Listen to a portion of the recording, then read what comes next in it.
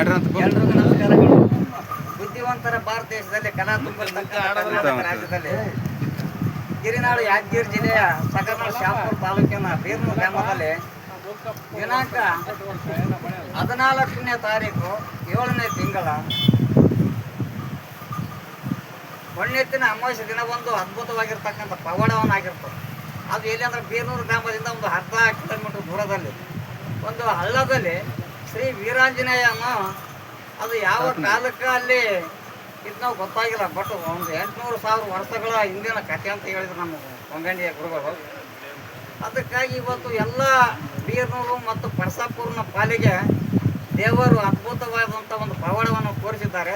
ಅದಕ್ಕೆ ಬೀರ್ನೂರು ಗ್ರಾಮದವರು ಮತ್ತು ಪರಸಾಪುರ ಗ್ರಾಮದವರು ಎಲ್ಲರೂ ಸೇರಿಕೊಂಡು ಏನಾದರೂ ಒಂದು ವ್ಯವಸ್ಥೆ ಮಾಡಲೇಬೇಕಂತೇಳಿ ನಿರ್ಧಾರ ಮಾಡಿರ್ತಾರೆ.